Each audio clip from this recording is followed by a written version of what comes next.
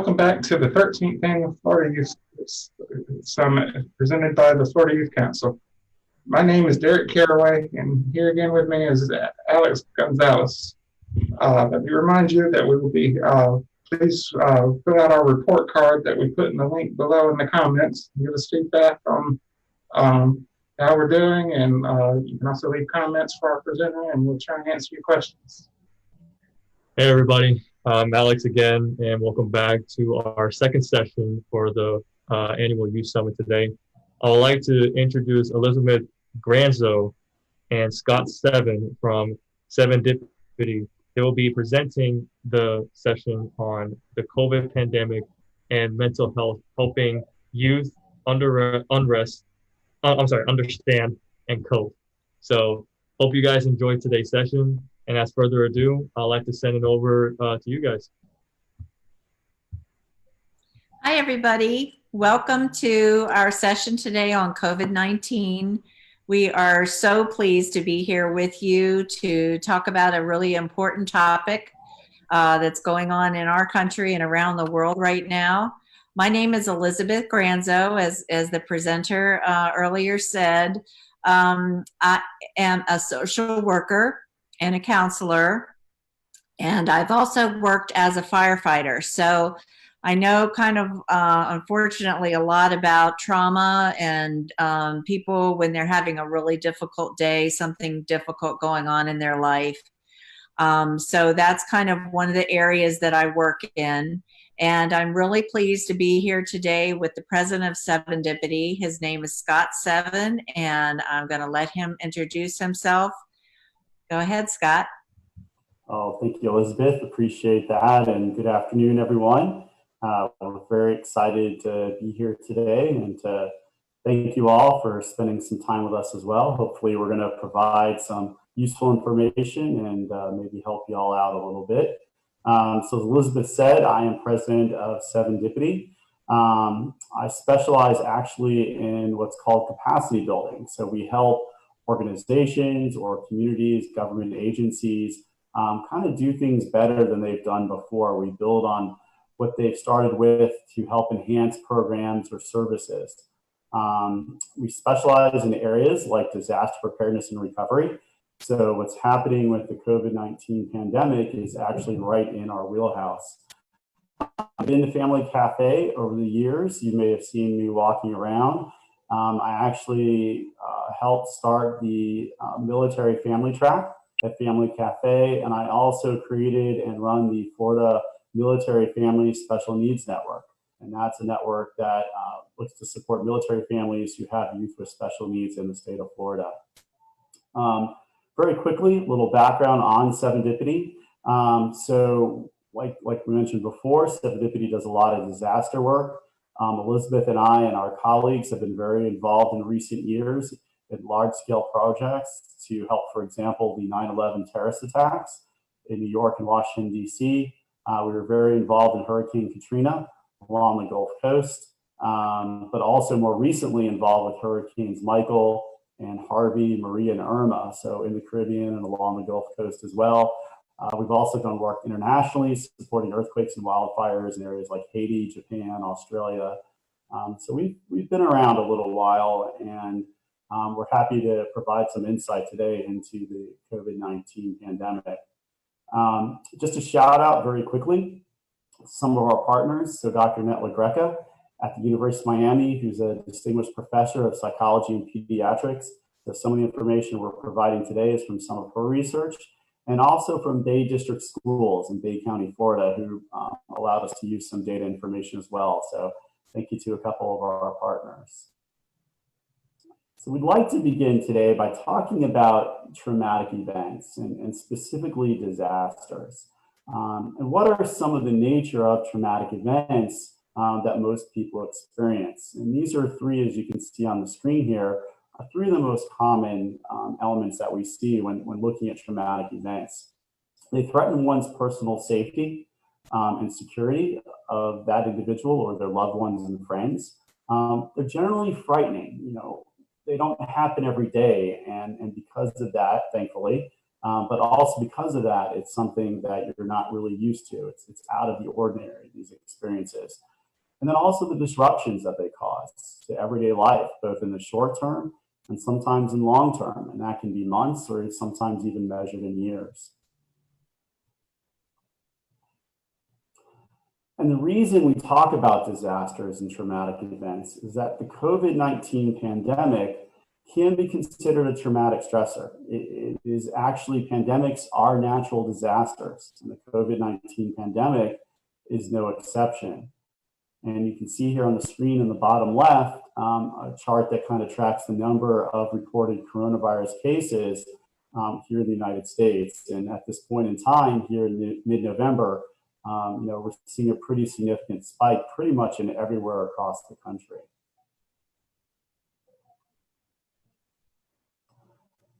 So we get asked a lot of questions, how is COVID-19 similar or different than other disasters? And this slide helps kind of illustrate some of the more common similarities and some of the differences that you have with a pandemic versus like a hurricane, for example, or a flood or an earthquake.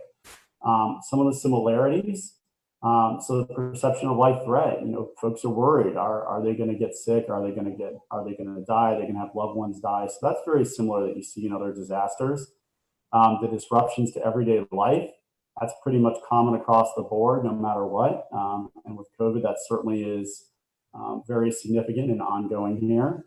And then what we call uncertainty or anticipatory stress. You're worried, is it going to strike me? Is it going to strike my family? And that's kind of similar for those of you in Florida that are very used to hurricanes, what you see when that forecast cone, comes toward your city or your area and you get nervous about it. That's what we consider anticipatory stress. But COVID-19 pandemic is also very different than what we see. And some of the more striking differences are this pandemic is ongoing. We call it chronic. There really is no end in sight to it yet. And that's very different than a hurricane or a tornado, where the event happens, you see it happen, it's going to be over within a certain time period, whether that's hours or a day or two. But that's not what's happening with the COVID-19 pandemic. We don't know when the pandemic is actually going to end. There's no clear boundaries. So again, similar with a flood or an earthquake, the disasters happen over a very, certain area. They may be large, it may be hundreds of miles, but it doesn't reach the whole country or the whole world. And that's very different with a pandemic because there are no clear boundaries. So currently with COVID-19, pretty much everyone in the world has been affected. And another significant challenge is the threat is invisible. The virus that causes this disease is microscopic. You can't see it. And that's very hard for folks to understand versus a hurricane, for example, where you see the damage, you see the trees down, you see power lines down, you see the houses damaged. But that's very different with COVID. The damage is done at a microscopic level and it's done inside the people that are affected. So we're going to ask some questions for you all, and you can think about this as we go through the talk. And if you want to write some answers in, you're more than welcome to type them in. But our first question to you is, what natural disasters have affected you or your families in recent years? Think about that for a minute.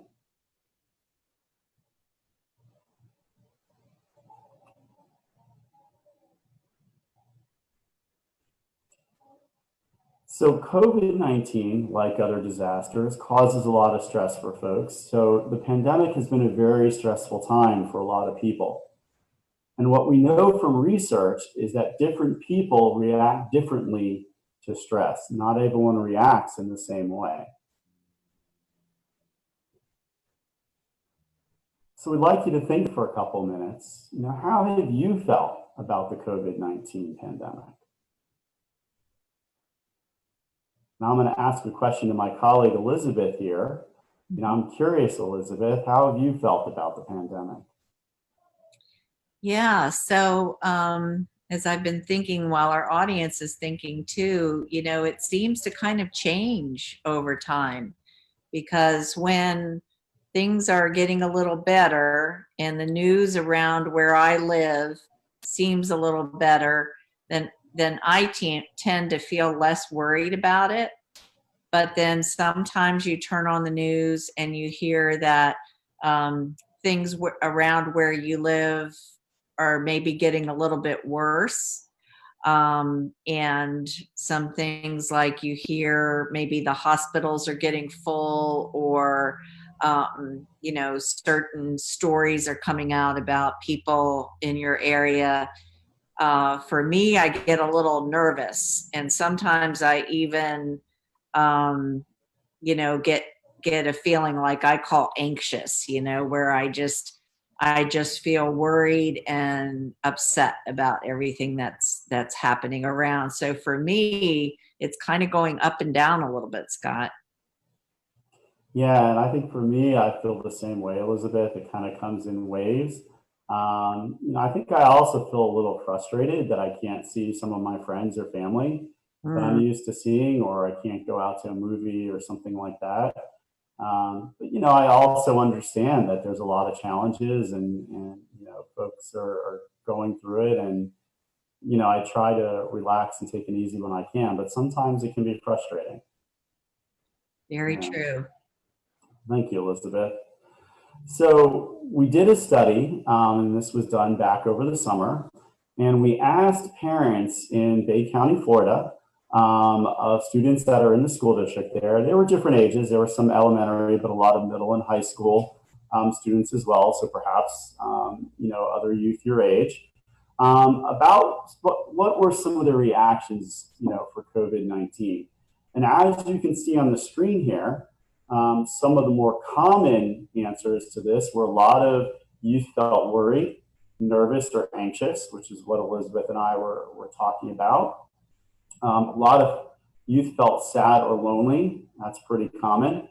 A lot of youth reported trouble sleeping. And then also more of the younger kids, a lot of angry outbursts or crankiness. And then you can see some other top concerns where some folks had trouble eating, some folks had behavioral issues, and then some who maybe had experienced previous trauma. So in Bay County, for example, they had Hurricane Michael back in 2018. The worries of the pandemic and some of this of what's going on kind of reminds them of that event, and that makes them feel uneasy. So almost half of the youth reported actually 2 or more challenges or difficulties. So it's pretty common that we see, and it's not just Bay County, it's pretty common around the United States. It's pretty common around the world as well. So another question we'd like you all to ponder is, what worries do you have about the COVID-19 pandemic?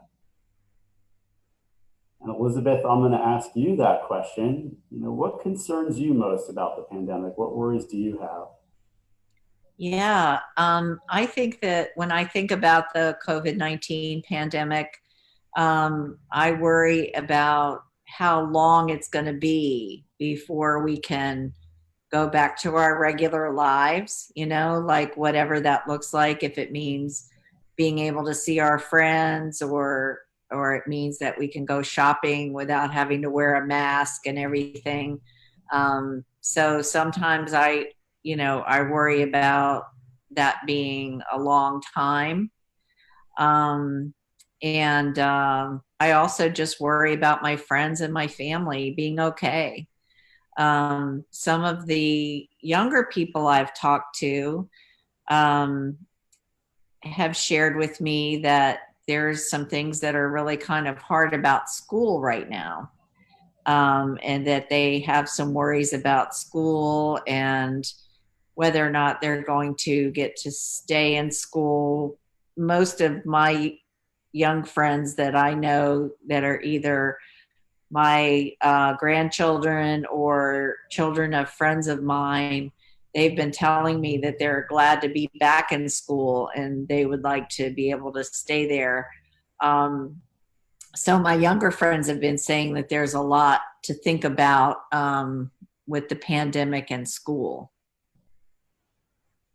Yeah, I think we're hearing that from a lot of school-age youth around the country as well. I know for me personally, I'm worried about my health as well. I've had medical issues in the past, and I'm concerned about getting the virus. And then for my family as well, my dad's a little older, and I don't want him to get sick. So that's kind of a top worry or concern of mine as well. Mm-hmm.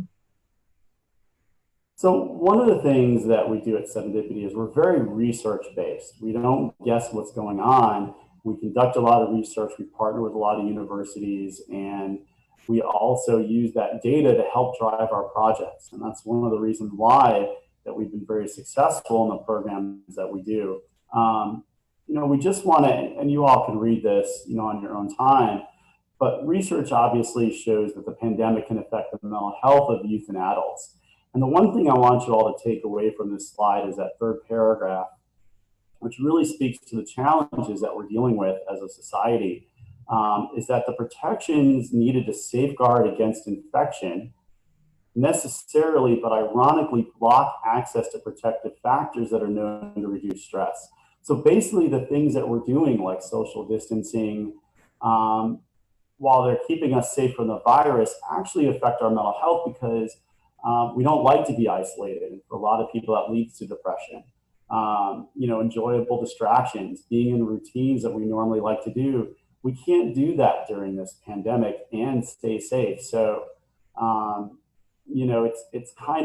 it's challenging with the pandemic because it's actually causing us to do things that would normally make us feel better and keep us safe. So it's just something to keep in mind as we go through the following months here as well. Elizabeth, I'm going to turn it over to you for this slide. Yes, thank you, Scott. So this is a little bit of information about how you can know when stress is a problem, either for yourself or if you have a friend or a family member that's talking to you about how they're doing.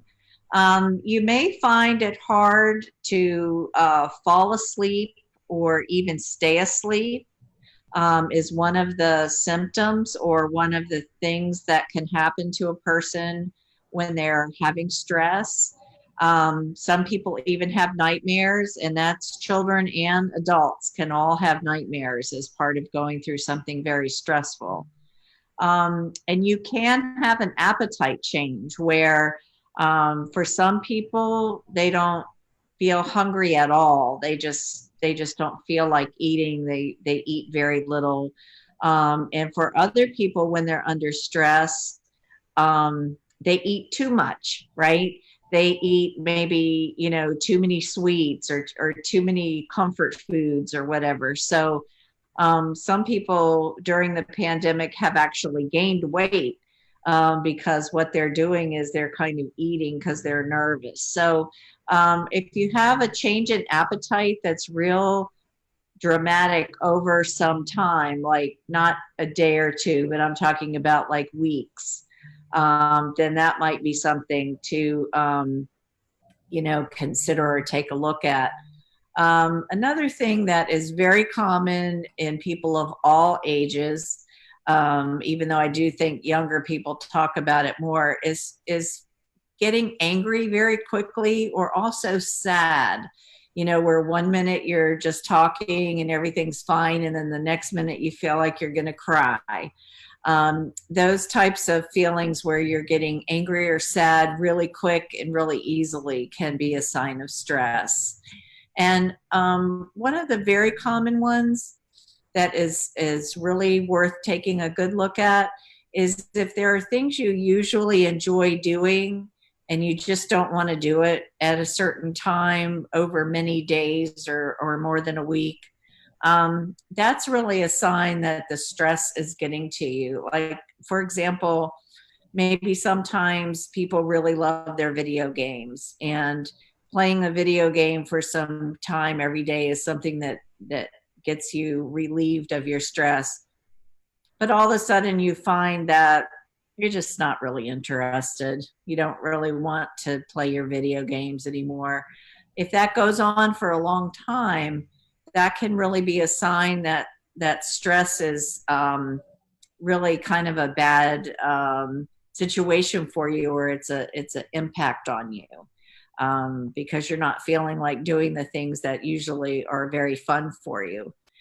So those are just some ideas of when you might know stress is a problem. And with all these stressors going on, I mean, it's just a lot. And this is why, for many people, they're finding out that this is a great time to get some help by talking to a counselor about specifically how they feel and getting some help about how to deal with those feelings. Counselors are trained to be able to talk to people and be a good listener, but also to help think of some ideas of how to make things even better for you as you're going through whatever the situation is. And I know I'm old enough to be a grandma. I am a grandma, and I even go to counseling because even though I know a lot about mental health, I have found that when I have another person who is very smart and can talk to me about how I feel, but also some strategies for how to be feeling a little bit better, that really helps me a lot. So I hope that, these are ideas that can be helpful to you too. Counselors can also give you some activities that can help your body calm down from all the stress that it's under, because really stress is something that comes on us, and it makes our bodies react a bit. And so it can be very helpful to kind of calm that down. And we're going to be talking a little bit about that today. But I hope that if you find that you have a lot of signs that the stress of COVID-19, or maybe even some other things that are going on, are kind of getting to you, that that counselors are out there who would be more than happy to talk to you about what you're thinking and what you're feeling. So some people don't know how to get help for mental health, and that's very common.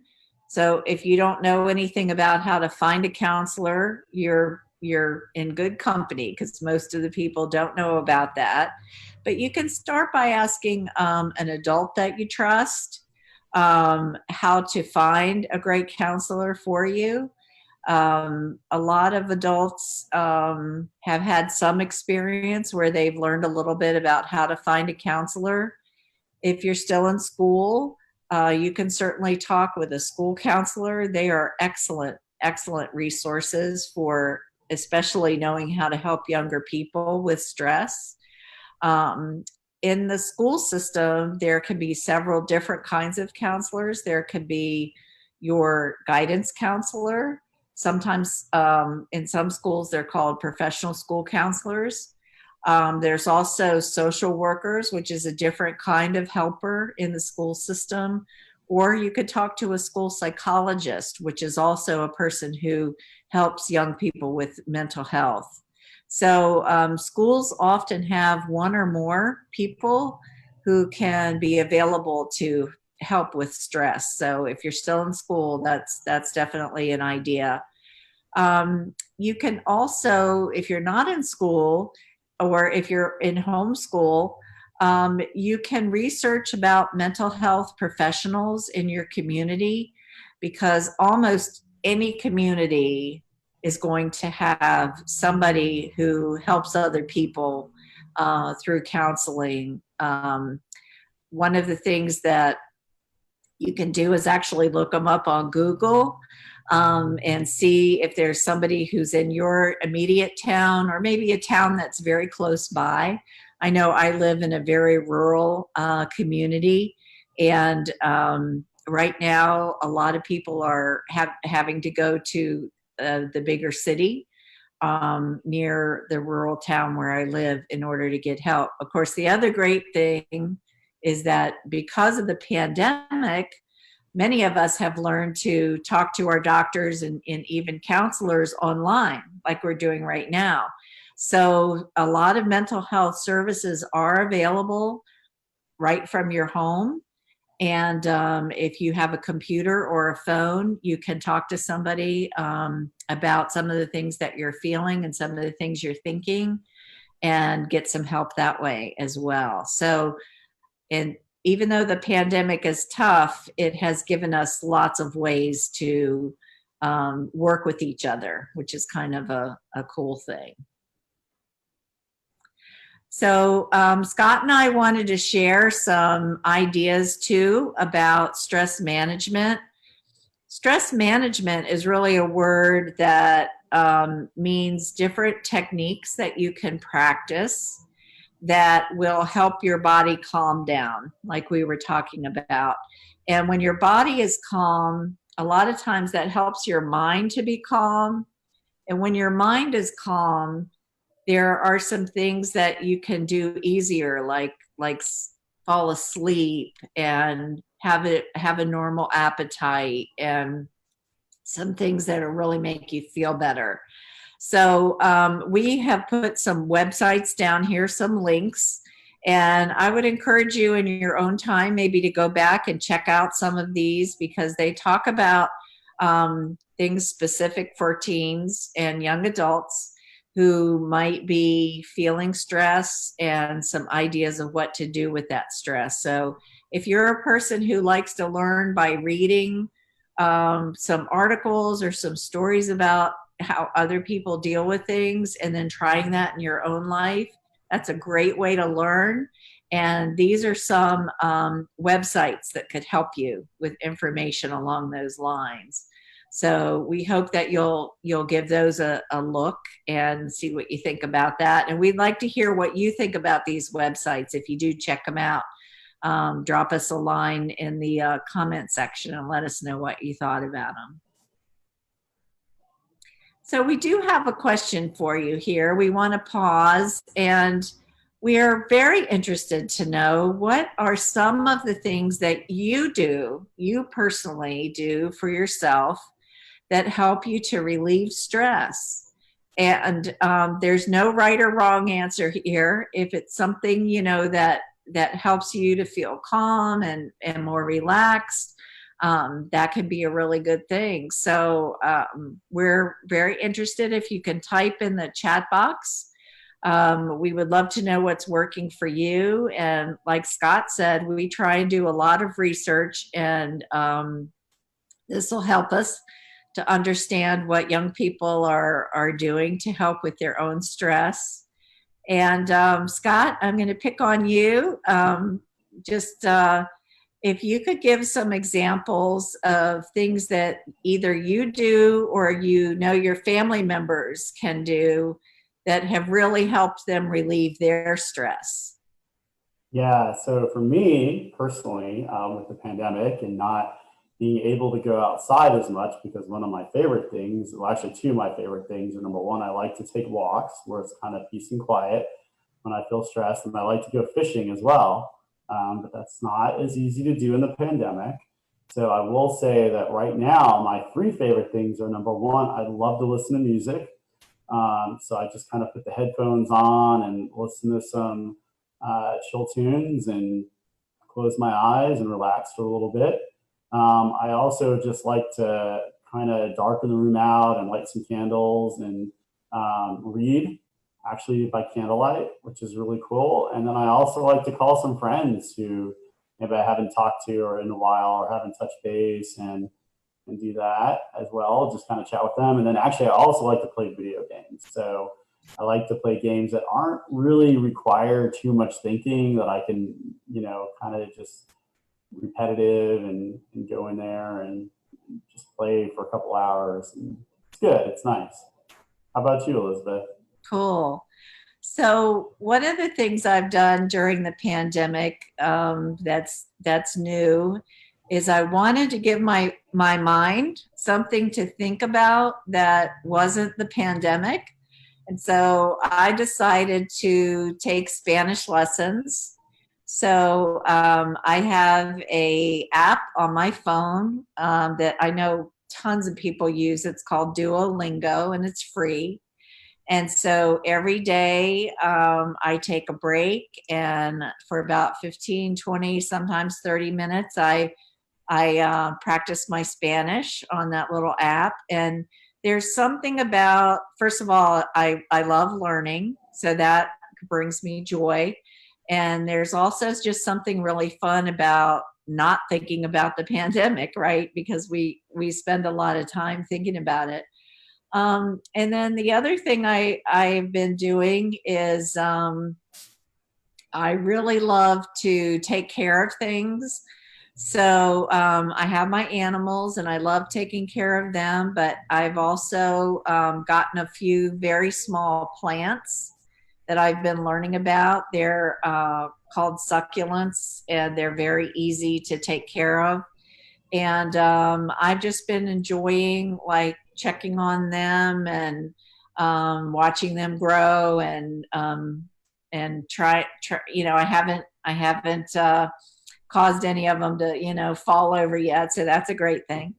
But I'm just trying to do a few small things like you, Scott. I really love to get out and walk and just, I love to be out in nature, to like drive to a park, and some of that's really not very possible, or if, even if it is possible, you don't know if you're going to run into a crowd of people that aren't using their mask and social distancing.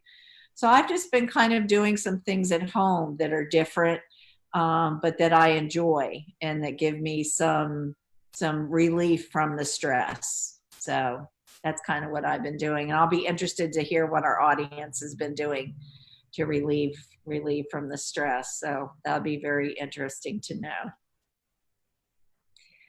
So just as we're finishing up here, we wanted to also give an example of something that I know Scott and I have both practiced, and a lot of our colleagues and coworkers and our teammates that teach about stress management also do this kind of technique. So we wanted to share it with you guys because we were really hoping that it would be something you would like as well. And this is a technique called belly breathing. And belly breathing is really all about, you can do it with your eyes open or your eyes closed, but it's about putting your hand kind of on your belly. And as you breathe in, you are touching your belly so that you can feel your belly go out. And then as you breathe out, your belly goes down, and so your hand goes down with it. So we wanted to try this just for a couple of rounds, and I'm going to talk us through it. So I'm not going to be breathing as well as you are. But the first thing we want you to do is we want you to breathe in through your nose and out through your mouth while your hand is on your belly. So hopefully you can watch your belly go up as you're breathing in. So let's try that. Let's breathe in and breathe out. Nice and slow. And let's try it again. Just breathe in and breathe out. Nice and slow. So doing some slow belly breathing, especially if you can kind of shut the lights down. This is a technique any time of day, but this is also something that's very great to do while you're trying to fall asleep. If your brain is racing and you want to calm things down, you can just focus on your breathing and have your hand on your belly so that you know that you're breathing in and letting your stomach expand, because that really shows also that your rib cage is expanding. It's just a great way to breathe. And then once you've been practicing the belly breathing for a while, what we recommend is that you breathe in to the count of 4, again through your nose, and then breathe out to the count of 5 through your mouth. And then that way it kind of gets your lungs nice and empty so that when you take in the next breath, it's very full. So let's try that just for a couple of times, just as a practice. So if you breathe in through your nose, 1, 2, 3, 4, and then out through your mouth, 1, 2, 3, 4, 5. Let's try one more. And in through your nose. 1, 2, 3, 4. And out through your mouth. 1, 2, 3, 4, 5. And one thing I learned about breathing exercises is that if you ever feel like a little dizzy, just pause for a while. And it shouldn't be something that happens. So if you ever get dizzy, just go back to your regular breathing, because you might be getting a little bit too much oxygen. But this is a technique that you can do even if you're in class and what you're learning is very stressful. And you just want to calm your brain down and calm your body down a little bit, because you can do this breathing even with your hand on your belly, and probably nobody will know what's going on, but it can be something that can really slow down your heart rate. It can bring down your blood pressure. It can cause you, in a positive way, to really kind of relax your brain so that your brain can work a little better. So those are just some ideas about belly breathing, and also counting out, that might really help you. And it might help you when you need to calm down. And it's also super great when you need to go to sleep.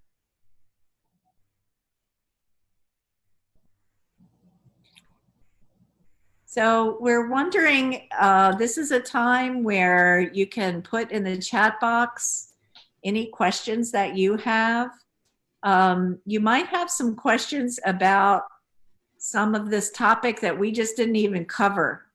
And if that's the case, we really want to know about that. There's so much that we could have talked about. So if there's something that's on your mind about COVID-19 and you would like to know, if we don't know the answer, we'll do our best to research it and find out and get back to you guys about it. But this is just really a time that we would love to ask you to think about any questions that you have. We've gone over a lot. And Scott, did you have any other thoughts that you wanted to say about the question and answer time? No, we're just here for you all. So we'll, like Elizabeth said, if you have any questions, we'll do our best to answer it. And if we don't know the answers, we'll try and find them out and get back to you on it. So curious, what questions do you all have for us? Thank you for that, Scott and Elizabeth. We did have one come in.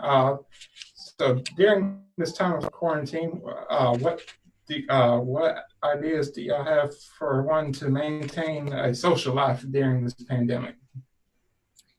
That's a great question. I would love to share some ideas, and I know Scott will have ideas too. So even though it's not the perfect way, one of the things that I know a lot of young people are doing is they're using their phones and Zoom and Skype and FaceTiming their friends, so that at least that they can see their friends as they're talking to them. I know that that's something that is important in terms of keeping a relationship going. But another thing that I find really interesting that people are doing is that a lot of people who are friends that don't get to see each other as much are actually becoming pen pals. And they are taking some time, and sometimes what's occurring is that they'll write a part of a letter and send it to their friend in the snail mail, like the old fashioned with the stamp on the envelope. Send it to their friend, and then their friend writes some back, maybe draws some silly pictures or whatever. And then they keep going back and forth like that. So they have some mail that they're looking forward to coming. I know that some people have done some similar things with books, where they are both reading the same book, and then they get online with either a bunch of friends or maybe just one or two friends, And in small groups or big groups, they're talking about the book and how that, what they think about the book and the characters and all that kind of thing. And then I know a lot of people are keeping their relationships going by gaming together, right? So that's another really great way where you can actually talk to the person and the other people in the group, and you have, you're not playing the game, you're not in the same room playing the game, but you're all playing the same game. So Like an those are online just game. a couple ideas that come to me. Scott, did you have any others to add? Yeah, those are all really great. Maybe two others. So, you can get with a group of friends on Zoom or whatever platform you want and watch a movie together, and make comments on that.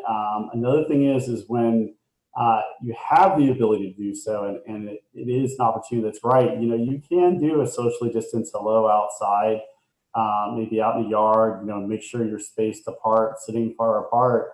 But again, that's only if it's safe and you can do so. And then also you could do, in a car, maybe you can drive by a friend's house and say hello through the car or something like that. Have a group of friends kind of driving around to see each other as well, from outside. That's sometimes a nice thing to do and see somebody. But yeah, your recommendations are spot on, Elizabeth, and particularly the gaming one. I know that had a lot of friends that we have as well. We do that also. So those are pretty good.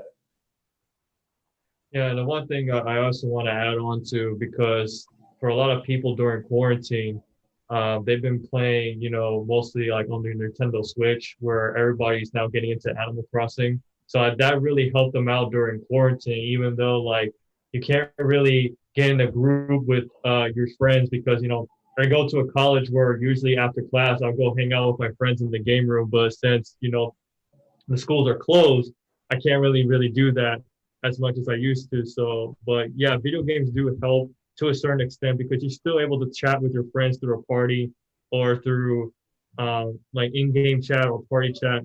But also there's other options out there where people are now getting into, I'm assuming, I don't know if you guys heard of VR chat, where VR chat is technically, anybody who have ever watched Ready Player One, it's kind of like you get to talk to people from like all across the world, even though you only get to see their avatars, but you're really, they're still real people. You're still able to talk to people and able to interact and have conversations with, and that kind of actually helped me throughout, during quarantine. So that's something that people, it's good to have like those type of things, because even though we may not to see people in person, but at least we could able to communicate with a lot of people. Especially I never got a chance to like think about like ever talking to somebody that's all the way from South Korea. So it's Yes. crazy how like, you get to have, anything, especially like just on your laptop or computer, to actually able to communicate with like people that you never even think that you're ever going to get a chance to talk to. So I really appreciate you guys bringing that up too. That's great. That's a great example. The world's a big place, and even though we're far apart from each other, maybe physically, we can be brought together. And the great examples that you're talking about from folks from all over the world, it's pretty cool in that sense. So yeah, thank you. Our next question we have is, how has COVID-19 affected you both personally? This is the answer for both of you guys. Mm-hmm. Elizabeth, you want to start? Yeah, I'll start with that. So I know that for me personally, I was traveling to visit someplace in March. I just happened to have a trip planned for spring break. And when, the spring break was over, my job went virtual. And so I ended up staying in this place that I do love, but I had to kind of, buy some furniture. And fortunately, I have my animals with me, but I went for a vacation and I haven't left yet. So I've been working and sending in my work and participating, on things like this from Texas. and I'm from West Virginia. So I'm very far away from my family, and it really isn't safe right now. I don't feel that it's safe to travel that long of a distance and just be kind of out in the community with all of the COVID. So I'm just staying put and waiting for things to be a little safer before I make the travel back to see my family. So I'm doing great, and I love everything that I'm learning and experiencing, but it was a big change that I didn't expect at this time. So that's kind of how it's impacted me. Scott? So next time, Elizabeth, you should go on vacation in Fiji or Tahiti or a Yes. paradise where you can get stuck. Yes. So so for me, it's definitely affected me in a number of ways. Number one, my sister lives in Virginia, and so I haven't seen a lot of family besides my sister as well that we normally get together like on holidays or birthdays and things like that. So that's been disappointing. My girlfriend and I were supposed to take a trip, big trip this summer for several weeks, and we had to cancel that. So that's disappointing as well. But it's not all negative. I mean, it's also positive.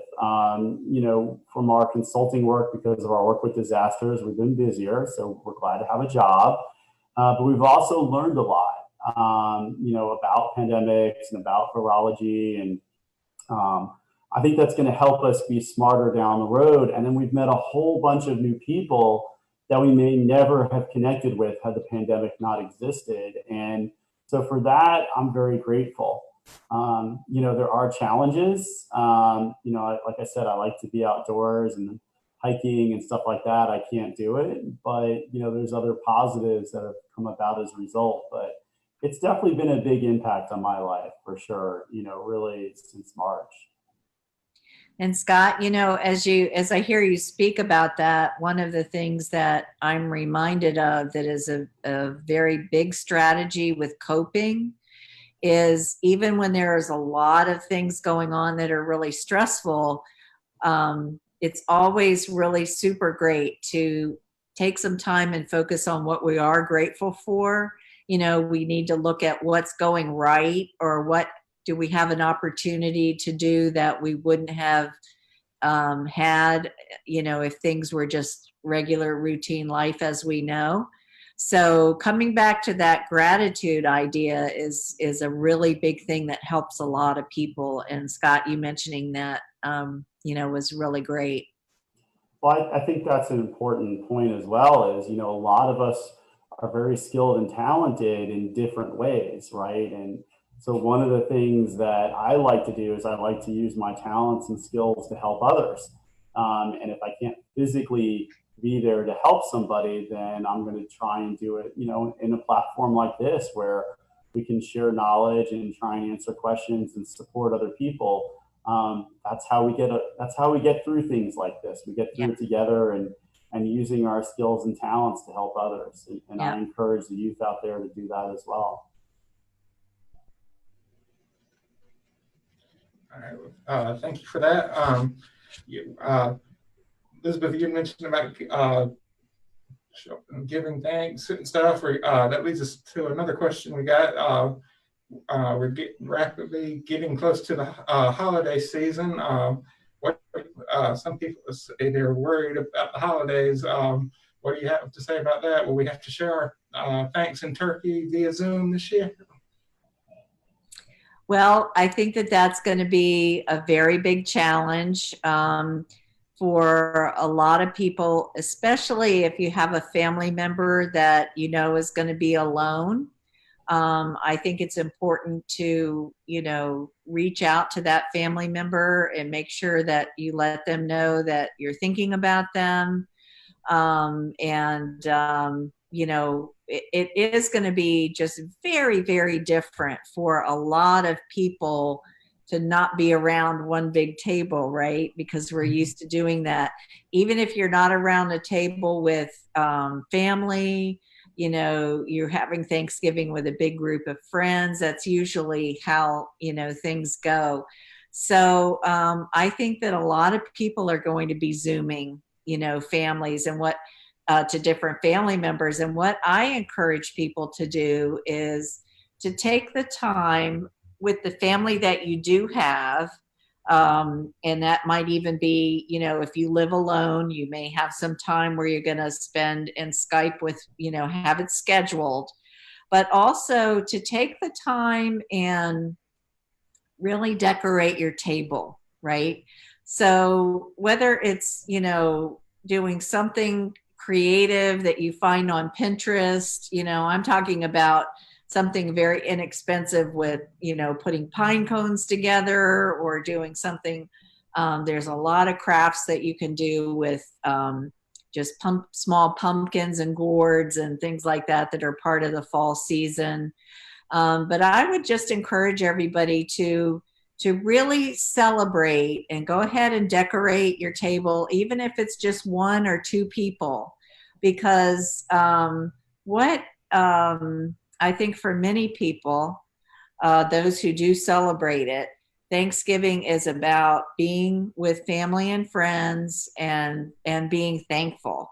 The other thing that you can do, especially around Thanksgiving time, is to just be ready to have it written out, some of the things that you're thankful for, and share that with one another over Zoom when you do have your time when you get together. And, there are families that are very, very large. I happen to have a large family. And there's always been this thing in the past, like if some of my kids were going to their in-laws, I couldn't see them. And then there would be other kids that were doing other things. But we have to look at what we have for gratitude. So this year, I will get to see all my kids on Thanksgiving and get to have my little celebrations with them and get to hear what they're grateful for. So that's a little bit about Thanksgiving. And then, there are the December holidays, and many people celebrate many different traditions. But I think whatever your traditions are around December, I just encourage people as much as they can to make their own space really joyous and decorated. Don't just leave the decorations in the basement, or in the attic or the garage or whatever. Try and have that festiveness, even if it's just you, because that is something that's important, so that when you get on Zoom, you'll be able to kind of share in the feelings that go with whatever, holiday traditions you might enjoy celebrating. So those are some of my ideas. I don't know, Scott, what are your thoughts about that? It's such a great question. Yeah, I think you're spot on. I think that, this year, having a distance Thanksgiving is highly recommended. I hate to say the word social distancing, because really we're physical distancing, and we still want to stay connected socially. So maybe a physically distant Thanksgiving, but share it, like Elizabeth said, with your friends and with your family, and try and be connected through that time. But yes, the holiday season this year, it looks like COVID is spiking in a lot of areas, and it's better to be safe than sorry. And you'll appreciate next year when you're able to be together, I think, a little bit more. Can I just add one other thing to that, Scott? I really like what you said, and it made me think of this idea. A lot of people, because of COVID, are really having some different experiences with how much money they can spend, or if they can spend any money at all over the holidays. And that causes a lot of people to have stress, right? So I would just always, encourage people, rather than feeling a lot of stress and pressure about giving a gift, it really is meaningful to somebody if you make them a card and write something from your heart that's really about, what you think of them, how you care for them, some funny thing that you share together that you'll always remember. I'm really encouraging people not to, and this is in my own family, not to really worry so much about even shopping for gifts, but maybe let's just spend the time and the money that we would normally spend just on, having a very stress-free, season where we're really not worried about big piles of gifts or, adding money to our credit card, that kind of thing, because a lot of people are having a very different experience with COVID, with their finances. And that's okay as long as we take that pressure off of ourselves, right? And we don't feel the need to, try and find ways to give gifts that are really not in our budget, because that just adds another stress. So those are some ideas I wanted to add on, Scott. Well, I think that's all the time we have for questions. But if anybody has any more questions, you guys can leave it down in the comment section below. And I guess this about wraps up our session for this 3 o'clock session. We'll look forward to those of you for joining us later on at 4 o'clock, as our next session will be on Lacey DeSherry, and she'll be presenting We Are Not Our Shame at 4 p.m. to 5 p.m. right here on the Family Cafe Facebook page that's shared by our Florida Youth Council Facebook page. Scott, Elizabeth, we appreciate you being here. Thank you for all the good advice that you guys have and all the info. Thank you again. And Thanks for having us. Our pleasure. Bye, everybody. Thank you. And thank you to all of you for joining us. We'll see you guys at 4. Be sure to check out our report card link in the comments.